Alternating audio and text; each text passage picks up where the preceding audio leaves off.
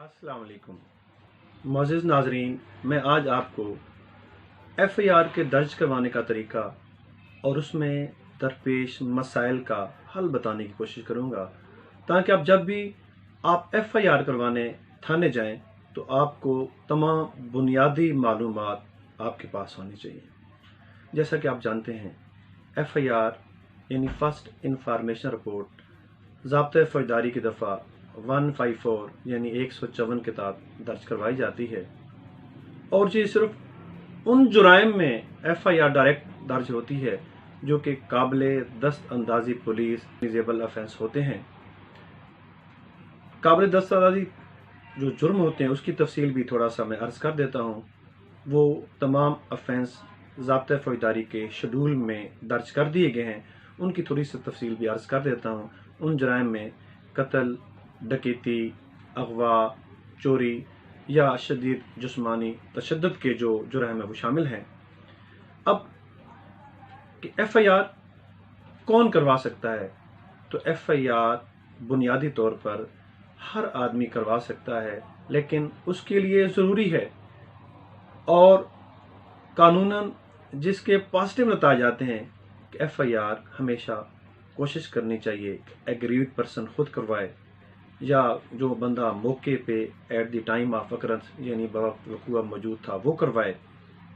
आम आदमी भी FIR दर्ज करवा सकता है, लेकिन हमने अपने इस पेशा वराना जो तजर्बे में देखा है कि उसके जो फ़ायदे हैं हमेशा मुलजिम को मिलते हैं। इसलिए कोशिश करनी चाहिए FIR सिर्फ 2 लोग दर्ज करवाएं, या तो वो बंदा एग्रीव्ड हो या मौके पे चश्मदीद गवाह हो। अब कि FIR दर्ज कराते वक्त कौन कौन सी मालूमात जो हैं FIR के अंदर देने चाहिए, तो उसमें जो सबसे पहले इम्पॉर्टेंट इंग्रेडिएंट है कि FIR दर्ज करवाते वक्त तारीख और वक्त वक़ूआ बयान करना चाहिए। वक़ूए का जो मकाम है उसकी तफसील से वजाहत होनी चाहिए। मुद्दई का नाम, वल्दियत, उसका एड्रेस, उसका टेलीफोन नंबर देना चाहिए। इसी तरह मुल्ज़मान की मुकम्मल तफसील कि मुल्ज़िम का नाम, मुल्ज़िम की वल्दियत, मुल्ज़िम का पता और ख़ुसूसन at the time of occurrence मुल्ज़िम के पास कौन सा असला था वो तफसील बतानी चाहिए। और उससे भी बढ़कर जो सबसे बेसिक इंग्रेडिएंट है कि at the time of occurrence वक़ूआ के वक्त उस मुल्ज़िम ने क्या क्या रोल अदा किया, क्या क्या किरदार था उस वक़ूए के अंदर, उसकी बड़ी तफसील से वजाहत करनी चाहिए। और ये भी बताना चाहिए कि आया मुल्ज़मान ने कोई सवारी इस्तेमाल की, मोटरसाइकिल, कार, उसकी तफसील देनी चाहिए। फिर उन चश्मदीद गवाहों का नाम, वल्दियत और पता तफसील से देना चाहिए। और आखिर में जो मोटिव है, वजह नात, वो भी बड़ी तफसील से और बयान करनी चाहिए। ये जो बातें थी कि जो एक FIR के अंदर जो मवाद मैंडेटरी है वो देना चाहिए।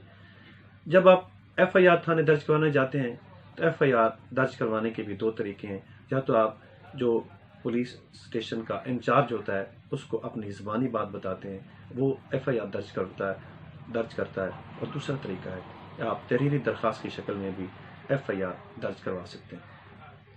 और कानूनन ये पुलिस पर लाजिम है कि अगर काबिले दस्त अंदाज़ी जुर्म सरज़दा हुआ हो, आप उसकी इंफॉर्मेशन दे रहे हो, तो वो FIR दर्ज करेगा। दर्ज करने के बाद मुतलका मुद्दई को पढ़कर सुनाएगा, और अगर मुद्दई मुतमईन होगा तो फिर उस पे दस्तखत या उसका अंगूठा लगवाएगा और उसकी कापी फ्री ऑफ कास्ट मुद्दई को दी जाएगी। लेकिन मोअज़्ज़िज़ नाज़रीन, अगर पुलिस FIR दर्ज करने से इनकार कर देती है तो फिर आपके पास रेमेडी कौन सी होगी? उसके लिए कानून ने बड़ी वाज़ेह रेमेडी दी है कि आप जो डिस्ट्रिक्ट का SP होगा उसको FIR के इंदराज के लिए दरख्वास्त देंगे। आप दरख्वास्त डायरेक्ट भी जाकर दे सकते हैं, बाई डाक रजिस्टर भी भेज सकते हैं। और अगर एक रीजनेबल टाइम 14 दिन के अंदर वो आपकी FIR दर्ज नहीं करता तो फिर भी कानून ने आपको एक और रेमेडी दी है कि आप ज़ाब्ते फ़ौजदारी की दफ़ा 22A 22B के तहत जो डिस्ट्रिक्ट का सेशन जज होता है उसको जस्टिस ऑफ पीस के इख्तियारात भी हासिल है, आप उसके पास FIR दर्ज करवाने के लिए अपनी पटिशन फाइल करते हैं। उस पटिशन में भी ये तमाम बातें जो मैं पहले अर्ज कर चुका हूँ, वो तमाम मवाद वकूए के मुतल्लिक आप देखते हैं, और उस पर जो कंसर्न सेशन जज साहब या डिस्ट्रिक्ट सेशन जज साहब होते हैं, वो पुलिस से रिपोर्ट तलब करते हैं, और रिपोर्ट तलब करने के बाद वो अगर इस नतीजे पे पहुँचें कि काबिल दस्त अंदाजी जुर्म सरज़द हुआ है, तो SHO को FIR दर्ज करने की डायरेक्शन दे सकते हैं। लेकिन फिर भी अगर SHO FIR दर्ज नहीं करता, तो फिर आपको ज़ाब्ता फौजदारी में उसकी भी रेमेडी दी गई है कि आप उसी मुतलका जज के पास जिसने FIR दर्ज करवाने की डायरेक्शन दी थी, उसके पास कंप्लायंस के लिए पटिशन फाइल करते हैं, जिसको हम अपने उर्फ आम में दरख्वास्त तौहीन अदालत भी कहते हैं, और उस पर भी अदालत SHO को हुक्म दे सकती है कि वो FIR दर्ज करके अदालत में जमा करवाए। लेकिन अगर जस्टिस ऑफ पीस यानी एडिशनल सेशन जज आपकी दरख्वास्त पे FIR के ऑर्डर नहीं देता, फिर भी आपके पास रेमेडी है कि आप लाहौर हाई कोर्ट लाहौर में रिट पटिशन दायर कर सकते हैं, और उस पर भी Lahore high court Lahore FIR से दर्ज करवाने की डायरेक्शन दे सकती है। लेकिन इसके बावजूद कानून ने आपको एक और रेमेडी भी दे रखी है। अगर आप समझते हैं कि इससे के ज़रिए भी आपकी FIR दर्ज नहीं हुई, तो आप अपने जो इलाके का कंसर्न जुडिशल मजिस्ट्रेट होता है, यानी इलाका मजिस्ट्रेट, उसके पास इस्तिगासा यानी कंप्लेंट फाइल कर सकते हैं।